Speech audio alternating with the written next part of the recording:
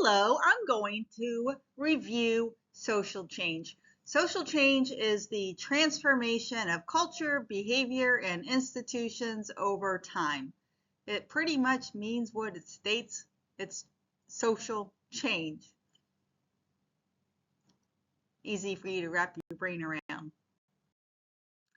All right, the most common example would be the Industrial Revolution. The movement from farm to factory did have a dramatic effect on culture, behavior, and institutions across the globe, particularly here in the United States. It's the whole reason for the development of sociology. A lot of social problems needed to be fixed. All right, so social change can also be created by social movements. What is a social movement? A social movement is collective action. You get a whole lot of people, which creates a whole lot of change. But that's exactly what you were thinking.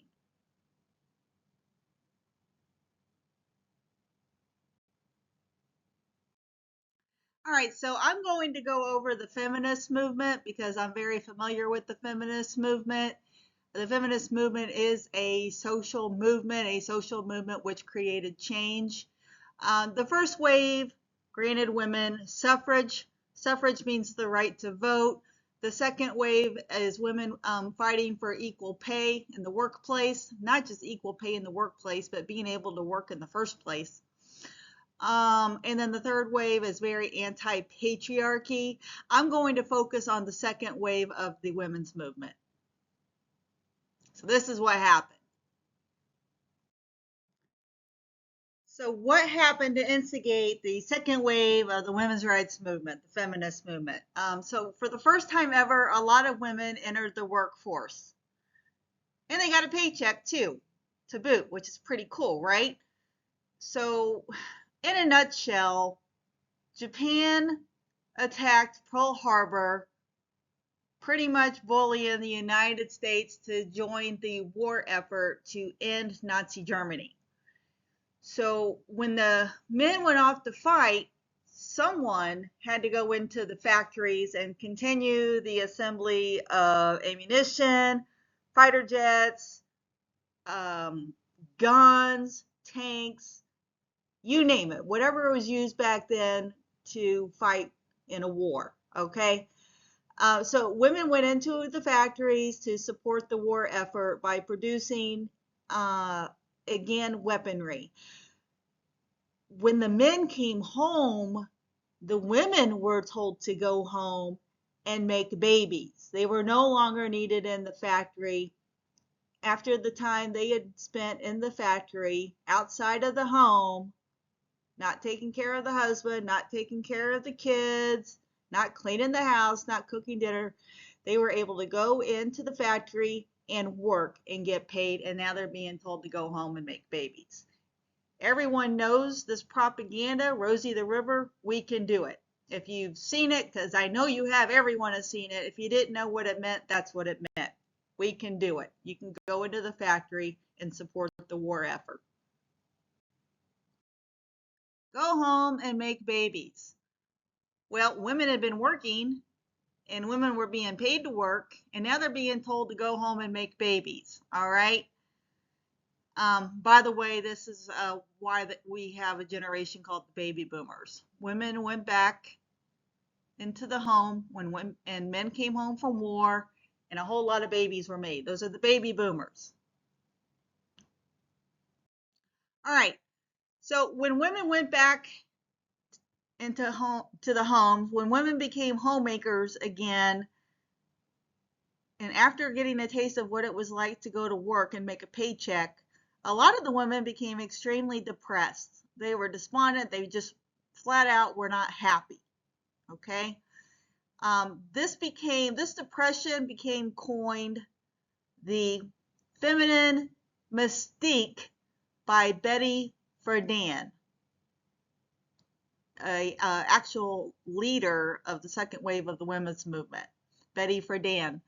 So this depression that women experienced becoming homemakers again was called the feminine mystique. Women wanted to return to the workforce, and society was just not ready for a shift in gender roles. Women were still expected to take care of the husband, the kids, the home. That was the role of women. But they got a taste of what it was like when they went to support the war effort by working in the factories. Okay, you got the point.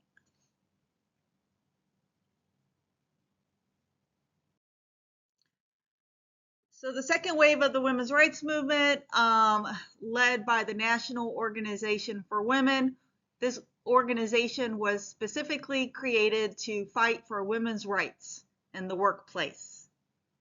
Not just to be able to work and get paid, but to also receive equal pay for equal work. The National Organization for Women, ta-da, was founded by Betty Friedan. Again, the same woman who coined the phrase, the feminine mystique. I tell you, I was not alive during this time period, but there's some times I feel like I got a good dose of that feminine mystique, but I think for a little bit of different reasons. All right. Always trying to amuse. So in the case of the second wave of the women's rights movement, social control collapses and women secure career options. Our society did eventually drop the stigma of women working. The idea of women working outside of the home was not immediately accepted. Any change is usually slow, and it takes some time for it to become legitimized by other members in society, okay? So I went over the second wave of the feminist movement, but just so that you're aware, some examples of other social movements. I know we hear about it in the news quite often. Black Lives Matter, a little bit of an older group that's not as current. MAD, Mothers Against Drunk Drivers. There are human rights groups. Back in the 60s, the hippie groups, the labor movement, LGBTQ movement. I always get those letters confused. I feel like I'm saying the alphabet, but in a different order. And then, with all of these groups, those same groups exist, but it's called anti. It's like anti-hippie, anti-labor, anti-LGBTQ or LMNOP, anti-human rights. So a lot of the social movements are often challenged by counter movements.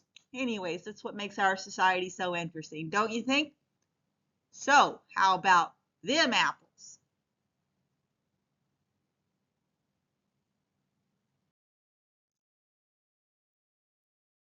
And that is all. I would love to know your thoughts. Do you agree, disagree? Do you think that there's some wiggle room? There's always wiggle room. Text me, message me. Let's set up a video conference or a phone call, whatever floats your boat. Have a wonderful day. Yo.